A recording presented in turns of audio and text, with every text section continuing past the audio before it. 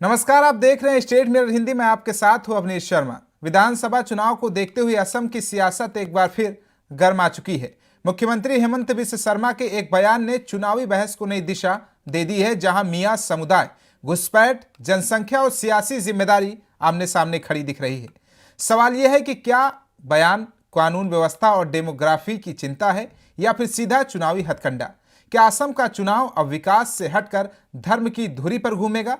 इन्हीं तमाम सवालों पर बात करेंगे। हमारे साथ मौजूद हैं जितेंद्र चौहान जी। सर, स्वागत है स्टेट मिरर हिंदी पर। धन्यवाद अवनीश। सर, जो हेमंत बिस्व शर्मा का इस समय बयान चर्चा पर बना हुआ है, किस दिशा में राजनीति को लेकर के जा रहा है? देखिए, जो बयान है उसको तो खैर जो जिस तरह का बयान उन्होंने दिया है कहीं ना कहीं दर्शाता है कि किस तरह की निम्नता की राजनीति इस वक्त हमारे देश में हो रही है। खास समुदायों को लेकर टारगेट किया जा रहा है। हालांकि ठीक है, असम में डेमोग्राफिक चेंजेस बहुत सारे देखने में आए हैं और कई सारे मुद्दे ऐसे हैं वहाँ पर जो समय समय पर उठते रहते हैं, लेकिन उसमें हिंदू मुसलमानों का जो मुद्दा है सबसे अव्वल रहता है और घुसपैठ का जो मुद्दा है। अब उन्हीं चीज़ों को लेकर हेमंत बिस्व शर्मा ने बयान दिया है, मुसलमानों को लेकर, मियाँ समुदाय को लेकर खासतौर से, जो कि असम में जितने भी मुस्लिम समाज के लोग हैं उनको मियाँ कहा जाता है। बंगाली मुसलमान वो कहलाए जाते हैं, उनको मियाँ बोला जाता है। अब उनको लेकर उन्होंने ये बोला है कि इनको परेशान किया जाए, क्योंकि वो जानते हैं कि जब तक इस तरह का ध्रुवीकरण नहीं करेंगे तो जो कंसोलिडेशन होगा वोटों का वो नहीं होगा। और सीधे सीधे टारगेट उन्होंने उस समुदाय को किया है और ये बोला है कि कोई भी रिक्शा वाला या कोई दूसरा मजदूर अगर उनसे पैसे मांगता है तो उससे पैसे कम दे। हालांकि 5 रुपए का उन्होंने जरूर जिक्र किया था कि रिक्शा वाला अगर 5 रुपए मांगता है तो 4 रुपए दें। तो कहीं ना कहीं दर्शाता है किस तरीके से कटुता उनके जहन में इस वक्त भरी हुई है उस समुदाय को लेकर। ऐसा नहीं है कि जो असम में सारे रहने वाले मुसलमान घुसपैठिए हैं, वहाँ के अपने पहले के रहने वाले लोग भी हैं उनमें। हालांकि ज़्यादातर लोग घुसपैठिए ही हैं। सब जानते हैं किस तरीके से बांग्लादेश से तमाम जो मुसलमान हैं वो मार्केटेड होकर यहाँ पर आते हैं या गलत तरीके से हिंदुस्तान में प्रवेश करते हैं। और असम उसका जीता जागता उदाहरण है कि जब इतनी बड़ी संख्या में वहाँ पर जो घुसपैठी हैं वो बसे हुए हैं, SIR वहाँ पर हो रहा है। और हमने देखा पहले भी CAA NRC के नाम पर भी वहाँ पर किस तरीके से जो है माहौल खराब करने का प्रयास किया गया था। तो लगातार जो असम की राजनीति है वो इस वक्त हिंदू मुसलमानों के इर्द गिर्द घूम रही है। और चुनाव अब चूंकि करीब आने वाला है अवनीश, जल्दी चुनाव होने वाले हैं और राजनीतिक सरगर्मियां बहुत बड़ी हुई हैं। ऐसे में हेमंत बिस्व शर्मा इस वक्त असम में काफ़ी पॉपुलर नेता हैं और ख़ासतौर से जो वहाँ का हिंदू समाज है, जो दूसरे वर्ग के समाज हैं, उनमें काफ़ी पॉपुलर माने जाते हैं। लेकिन वहीं अगर मुस्लिम समाज की अगर बात की जाए, जो मियाँ समुदाय जिसको कहा जाता है वहाँ पर, उनमें कहीं ना कहीं वो बिल्कुल भी उनको एक्सेप्ट नहीं किया जाता है। वो लगातार उनके खिलाफ बयानबाजी करते हैं और इस बार की जो बयानबाजी है मुझे लगता है कि बहुत निम्न स्तर की बयानबाजी है। ऐसी शायद उनको बचना चाहिए, क्योंकि समुदाय किसी एक वर्ग का नहीं होता है, मुख्यमंत्री किसी एक वर्ग का नहीं होता है, वो सभी का मुख्यमंत्री होता है। भले ही उसमें कुछ वहाँ पे घुसपैठी रह रहे हों, लेकिन सभी मुसलमानों के लिए कह देना कि इनको परेशान किया जाए तो भी ये कहीं ना कहीं गलत भी है। काउंटर भी इसका देखने में आया अवनीश। आप देखेंगे कि AIMIM जो वहाँ पर नई पार्टी की तरह उभर रही है, उनके जो प्रदेश अध्यक्ष थे उन्होंने कहा था कि अगर कोई भी हिंदू भाई जो हिंदू कर्मचारी है वो अगर तुमसे 10 मांगे तो उसको 11 रुपए दे दो। तो ऐसे में कहीं ना कहीं एक दूसरे को नीचे दिखाने की ये बात करी जा रही है। वो अपने आप को अच्छा साबित करने में लगे हुए हैं। वही हेमंत बिस्व शर्मा की बात की जाए तो वो जो मुस्लिम समाज के सामने कहीं ना कहीं और अपने आप को इस तरह दिखा रहे हैं कि कट्टर बनते दिखा रहे हैं उनके सामने, और उनको कहीं ना कहीं नीचे दिखाने का प्रयास कर रहे हैं ताकि जो परेशान हो और वो राज्य छोड़कर चले जाएं, ताकि आने वाले समय में जो डेमोग्राफिक चेंजेस की बात आपने कही थी वो उसको रोका जा सके। और क्योंकि SIR चल रहा है, NRC के हमने पहले देखी है, चर्चाएं बहुत हुई हैं कि किस तरीके से तमाम जो मुसलमानों के वोट हैं वो काटे जाएंगे, कटे गए हैं, और भी तमाम समाजों के वोट हैं जो कट रहे हैं, क्योंकि एक प्रक्रिया के तहत ये पूरा प्रोग्राम किया जा रहा है SIR वाला। और कहीं ना कहीं फायदा इसको रूलिंग पार्टी को ही मिलेगा। जो कि आपको बताऊं कि जो हेमंत बिस्व शर्मा ने एक समय पर यह बयान दिया था, उन्होंने खुद इस बात को बोला था कि करीब 4.5 से 5 लाख जो अवैध वोट हैं वो कटेंगे, और वो सब मुस्लिम समाज के वो वोट हैं, मियाँ समाज के वोट हैं। तो कहीं ना कहीं उसका जो फायदा कांग्रेस पार्टी को मिलता था वो अब नहीं मिलेगा। तो तमाम तरह की बयानबाजियां हैं, अभी तो शुरुआत है, आगे देखिए होता है क्या। हेमंत बिस्व शर्मा के बयान के बाद कई मुस्लिम धर्मगुरु हैं जिन्होंने इसका विरोध किया, और क्या कुछ कहा यही सुनाते हैं, फिर उसके बाद चर्चा करेंगे। ये क्या संतुष्ट नहीं होने का क्या बात है? तो बांग्लादेश से जो लोग आए हैं वो लोग अपने आप को ही मियाँ बोलते हैं। मैं तो वो नाम नहीं दिया है, वो तो खुद ही वो नाम लिया है। वही लोग खुद बोला है कि हमें मियाँ बोलिए। मियाँ कविता लिखा है, मियाँ पोएम लिखा है, ये नाम थोड़े मैंने दिया हूँ। अपोजिशन बोलता है कि हेमंत बिस्व शर्मा सिर्फ मियाँ मियाँ ही करते हैं। अरे मैं अगर मियाँ मियाँ करो, वो भी असमिया करे, आपत्ति क्या है? अब इलेक्शन करीब हैं तो इलेक्शन की वजह से वो और ज्यादा उग्र हो गए हैं मुसलमानों के खिलाफ, और वो यहाँ तक कह रहे हैं कि अगर मुसलमानों की आबादी बढ़ती रही तो एक दिन आएगा कि ये बांग्लादेश का हिस्सा हो जाएगा। प्रदेश के मुख्यमंत्री होने के नाते उनको इस तरह की भाषा नहीं बोलना चाहिए। सबको साथ, सबका विकास, सबके विश्वास के साथ में काम होना चाहिए। मियां मियां कह करके मुसलमानों को वो गालियां दे रहे हैं। उनको सुप्रीम कोर्ट का भी कोई लिहाज पास नहीं है। सर, मेरा अब सवाल है कि क्या अब असम का चुनाव पूरा हिंदू मुसलमान के मुद्दे पर होने जा रहा है, विकास के मुद्दे से हट करके? देखिए, सिर्फ असम की बात नहीं है अवनीश, आप समझिए बात को। इस वक्त देश में कई राज्यों में चुनाव होने हैं। बंगाल में चुनाव होना है, केरल में चुनाव होना है, तमिलनाडु में चुनाव होना है, और असम में तो चुनाव होना ही है, पुडुचेरी में चुनाव होना है। कहीं ना कहीं जो हमारे देश की राजनीति है वो इस वक्त सिर्फ कास्टिज्म पॉलिटिक्स पे उलझ कर रह गई है, जातिवाद पर उलझ कर रह गई है। जो विकास के मुद्दे हुआ करते थे वो अब कहीं ना कहीं गौण हो गए हैं। जातिवाद इतनी हावी हो चुकी है, धर्म इतना हावी हो चुका है, पार्टियां उनसे किनारा नहीं करना चाहती, क्योंकि उन्हें लगता है कि ये एक आसान तरीका है सत्ता में रहने का। क्योंकि अगर वो ध्रुवीकरण करते हैं वोटों का, हिंदू मुस्लिम करते हैं या अन्य वर्गों को कहीं ना कहीं तोड़ते हैं, जोड़ते हैं, तो फायदा सीधा सीधा पार्टी को होता है। और हर राज्य की ये कहानी है, ऐसा नहीं असम की बात है। बंगाल में देख लीजिए, वहां पर भी हिंदू मुस्लिम कितना किया जाता है। वहीं अगर तमिलनाडु में कर लीजिए तो वहां पर अलग अलग तरह के वोटर्स हैं, वो सब अपने हिसाब से राजनीति करते हैं। जो वहाँ AIADMK है, DMK है, और अलग तरह की राजनीति वहां पर होती है। केरल में अगर देखा वामपंथी है, कांग्रेस है, BJP वहां पैर पसार रही है। तो कहीं ना कहीं जो स्थानीय मुद्दे हैं, जो लोकल मुद्दे हैं, उनसे हटकर इतर राजनीति हो रही है अब। और सब जगह पर कहीं ना कहीं देखा तो जातिवाद और कास्टिज्म की बात वहां पर हो रही है, धर्म विशेष की बात हो रही है। जो डेवलपमेंट के मुद्दे हैं उनसे कहीं ना कहीं अब जो राजनीति है वो दूर होती नजर आ रही है। कांग्रेस असम में जीत पाने के लिए पूरी कोशिश कर रही है। इस बार प्रियंका गांधी के कंधों पर असम चुनाव का भार सौंपा गया है। क्या हेमंत शर्मा को डर सताने लगा है? मुस्लिम आबादी को देखते हुए हिंदू को अपने वोट अपने पूरे पक्ष में रखने की कोशिश कर रहे हैं, क्योंकि पिछले बार आपने देखा होगा कि प्रियंका गांधी का पीछे से सपोर्ट था, फिर भी वोट शेयरिंग काफी अच्छा था कांग्रेस का। देखिए, कांग्रेस का वोट शेयर कभी भी असम में कम नहीं रहा है। मान के चलिए पिछली बार जो चुनाव हुए थे महज 2 से 3% वोट था जो कम था, और जो सीटें थी वो कहीं ना कहीं BJP को ज्यादा मिल गई थी। और इस बार की अगर बात करूं, सिर्फ प्रियंका गांधी नहीं है अवनीश, आप समझिए, इमरान प्रतापगढ़ी भी वहां पर है, जो कांग्रेस का बड़ा चेहरा है, मुस्लिम चेहरा माने जाते हैं। अपनी बातों से कहीं ना कहीं जनता को मंत्रमुग्ध कर देते हैं। एक शायर हैं, कवि हैं। वहीं जो गोगोई हैं, शायरी के जरिए भी अपने लोगों को आकर्षित कर लेते हैं। बिल्कुल बिल्कुल, वो उनका एक USP कही जाती है, क्योंकि शायराना अंदाज में वो कई बार इतनी गहरी बात कह जाते हैं कि लोगों को जहन में बस जाती है। और बड़ा नाम है इस वक्त इमरान प्रतापगढ़ी देखा जाए तो।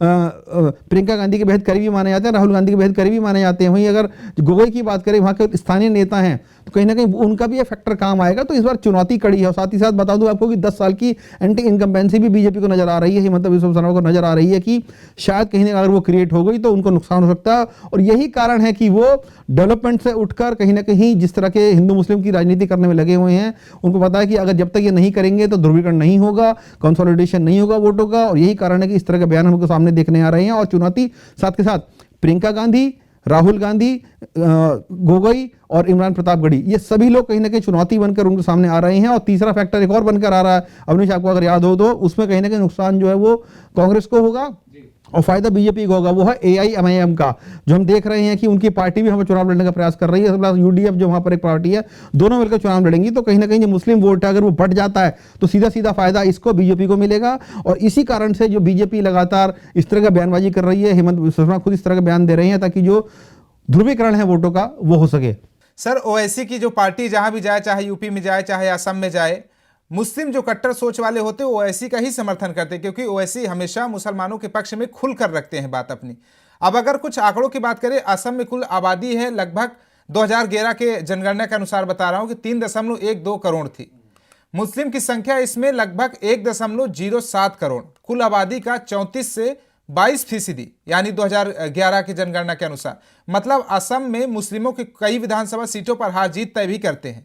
इसीलिए क्या हेमंत बिस्वा शर्मा मुसलमानों की तरफ इस तरह का बयान दे करके हिंदुओं को पूरा अपने तरफ खींचने की कोशिश कर रहे हैं?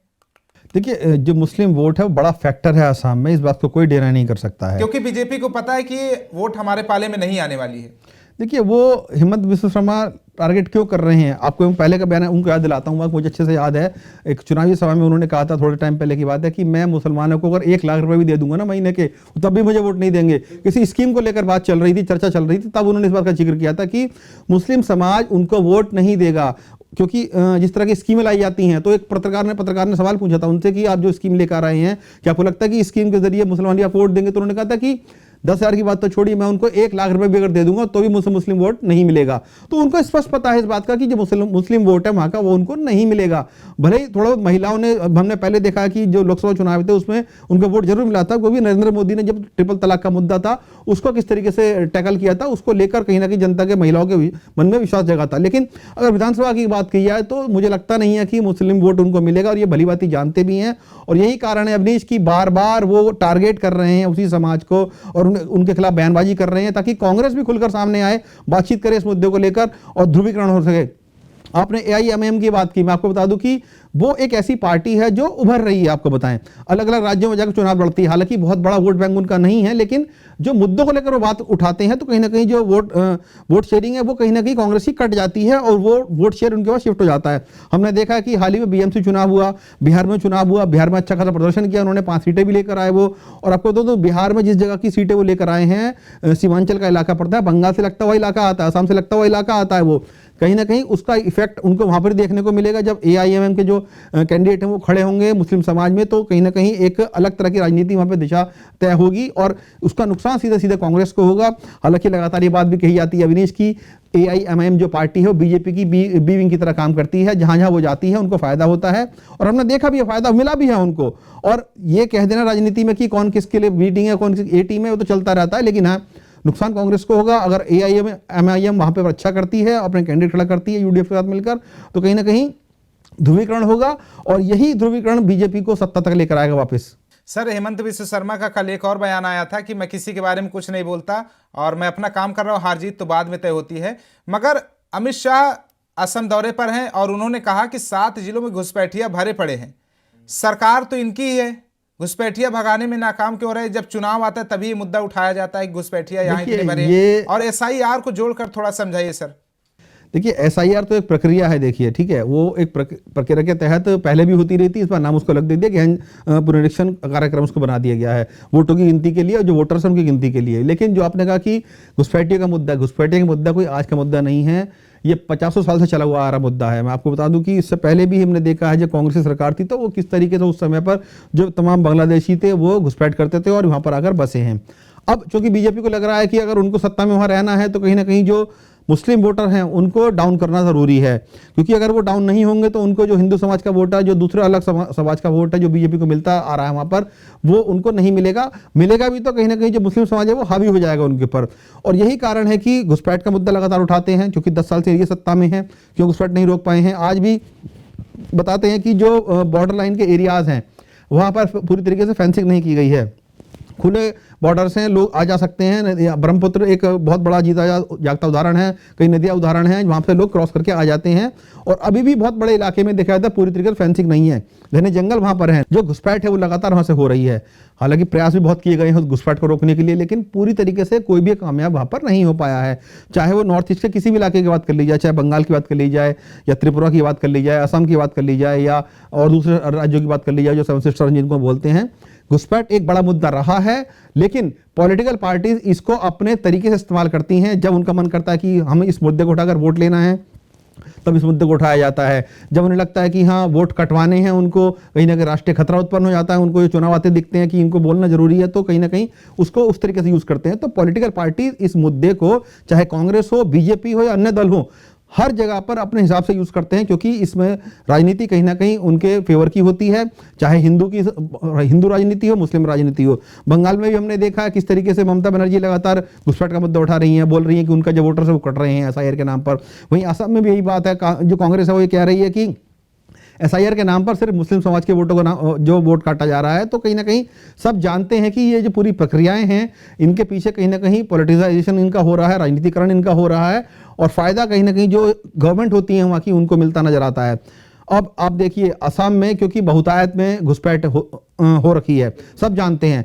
आपने जिक्र किया 22 से 34%, मैं कहूँगा कि आज की डेट में कम से कम 40% वोटर हैं जो मुस्लिम समाज का वहाँ पर हो गया है, जिनमें घुसपैठिया बहुत बड़ा एक मुद्दा है। और उनके जो कागजात के जरिए यहाँ पर वोट बनाए गए हैं, अब उनको काटने की ही प्रक्रिया ऐसा ही है। उनको पता लगाया जा रहा है कि कौन घुसपैठिया है, कौन यहाँ का मूल निवासी है, उसी के आधार पर उनका वोट तय होगा। मैं जैसे आपको बताया कि हेमंत बिस्वा शर्मा ने एक बार खुद कहा था थोड़े दिन पहले कि करीब 4.5 से 5 लाख जो मुस्लिम वोट है वो काटे गए हैं, SIR में कटे हैं। तो इसका सीधा सीधा आप अंतर समझिए कि अगर 4 से 5 लाख वोट अगर कटते हैं तो उनकी फैमिली में कितने लोग रहे होंगे। आप मान के चलिए कि 2 अगर हस्बैंड वाइफ हैं, 2 वोट उनके मान लीजिए, उनके बच्चे भी होंगे और रिश्तेदार भी होंगे जिनके कई सारे नाम नहीं भी लिखे होंगे। तो बड़ी संख्या हो जाती है उन घुसपैठियों की, और उन्हीं घुसपैठियों को हटाने के लिए SIR किया गया है। और ये मुद्दा इस वक्त चुनाव में बहुत ज़्यादा प्रचलित होगा। अब देखिए, मैं जैसे कि आपको, अभी तो राजनीति शुरू हुई है इलेक्शनों को लेकर, आगे आगे बयानबाजी कहीं इससे आगे बढ़ेगी। सर, आखिर में मेरा एक और सवाल है कि जो कांग्रेस इस बार असम चुनाव के लिए कमेटी गठित की है, एक तरफ कट्टर हिंदू सोच वाले हेमंत बिस्वा शर्मा है, दूसरी तरफ अगर कांग्रेस की बात करें तो युवा प्रियंका गांधी कह लीजिए, महिला हैं, और वहाँ गौरव गोगोई जो वहाँ जमीनी नेता हैं, और इमरान मसूद हैं। तो असम में हेमंत बिस्वा शर्मा को टक्कर कितना दे पाएंगी? देखिए, टक्कर तो जरूर मिलेगी, ऐसी बात नहीं है टक्कर नहीं मिलने का कोई सवाल नहीं उठता, क्योंकि जो सभी नाम हैं वो चर्चित चेहरे हैं और यंग है कहीं ना कहीं। हालांकि हेमंत बिस्वा शर्मा जी बहुत ज़्यादा एजेड नहीं है, वो भी अराउंड 50 के लगभग हैं, लेकिन प्रियंका गांधी, राहुल, इमरान प्रतापगढ़ी, तरुण गोगोई, गौरव गोगोई माफ़ कीजिएगा, तरुण गोगोई उनके पिताजी थे, और तमाम ऐसे नेता जो हैं कांग्रेस से जुड़े हुए हैं, क्योंकि राहुल गांधी खुद भी प्रचार करेंगे। तो ये चारों की जो फेस है, कहीं ना कहीं फेस वैल्यू जरूर है इनकी। और हमने देखा है कि असम में कांग्रेस का अच्छा खासा वोट बैंक है। पिछली बार भी जो वोट बैंक था, कोई बहुत ज़्यादा अंतर से नहीं ये लोग आ रहे थे, सीटें इनकी बहुत ज़्यादा कम नहीं थी। चुनौती इस बार भी जरूर मिलेगी, लेकिन जो फैक्टर बनेगा वो मुस्लिम वोट बनेगा। वो मुस्लिम वोट अगर ध्रुवीकरण हो गया, उसका अगर अलग अलग पार्टियों में बट गया, तो कहीं ना कहीं बीजेपी को उसका पूरा फायदा मिलेगा। अगर एक मुश्त होकर ये कांग्रेस के पास पड़ गया, भले ही AIMM वहाँ पे खड़ी होती है, UDF वहाँ पे खड़ा होता है, या अन्य जो छोटे मोटे दल हैं वो खड़े होते हैं, लेकिन अगर कांग्रेस पार्टी, इमरान प्रतापगढ़ी, प्रियंका गांधी, राहुल गांधी, गौरव गोगोई ये समझाने में कामयाब हो गए कि जो बीजेपी है यहाँ पर सिर्फ हिंदू मुसलमान कर रही है, डेवलपमेंट की राजनीति नहीं कर रही है, क्योंकि कांग्रेस को भी देखिए इस ढर्रे पे आना पड़ेगा, जो स्थानीय मुद्दे हैं उठाने पड़ेंगे। सिर्फ ये कह देना कि हिंदू मुस्लिम कर रहे हैं वो ठीक नहीं होगा, कहीं ना कहीं उनको स्थानीय मुद्दे भी उठाने बहुत ज़रूरी हैं। जब तक वो उनको नहीं उठाएंगे तो जो दूसरे समाज के लोग हैं, हिंदू समाज के लोग हैं, उनको भी कहीं ना कहीं गैदर करना जरूरी है, कैप्चर करना जरूरी है, और वो तभी होंगे जब वो उनके स्थानीय मुद्दे उठाएंगे। सिर्फ हिंदू मुसलमानी करने से मुझे लगता नहीं कांग्रेस को भी वोट मिल जाएगा। स्थानीय मुद्दे उठाना बहुत ज़रूरी है, और मुझे लगता है कि ये चारों मिलकर इस बार टक्कर तो अच्छी खासी देंगे उनको। और लेकिन फैक्टर सबसे बड़ा मैं बता दूं आपको, वो AIMIM बनने वाला है, क्योंकि जिस तरीके से वो लोग प्रदर्शन करते हैं, पिछले कुछ चुनाव में हमने देखा है अच्छा खासा वोट बैंक उनकी तरफ शिफ्ट हुआ है। चूंकि ओवैसी की एक फेस वैल्यू है, बोलते अच्छा हैं, ज़मीनी मुद्दों को उठाते हैं और सीधा सीधा सरकार पर हमला भी बोलते हैं, तो कहीं ना कहीं उनको लगता है कि ये एक ऐसा शख्स है जो राजनीति से इधर हटकर उनके समाज की बात करते हैं, उनके हितों की बात करते हैं, समाज के मुसलमानों के हितों की बात करते हैं, तो कहीं ना कहीं लोग उनसे जुड़ते भी हैं। अब राहुल गांधी, प्रियंका गांधी, गौरव गोगोई, इमरान प्रतापगढ़ी कितना उस वोट बैंक को सेंध लगा पाते हैं, कितना प्रतिशत इंटैक्ट रख पाते हैं, वो बड़ा सवाल होगा देखना। मतलब असम में कांग्रेस सरकार बनाने की कोशिश में जुटी हुई है कि किस तरह से मुस्लिम वोटरों को अपने पक्ष में लिया जाए और ज़्यादा से ज़्यादा सीटें हासिल की जाए, मगर ओवैसी का डर भी है कि कहीं मेरा खेल ना बिगाड़ दें। शुक्रिया सर, स्टेट मेयर के साथ जुड़ने के लिए, बातचीत करने के लिए। धन्यवाद।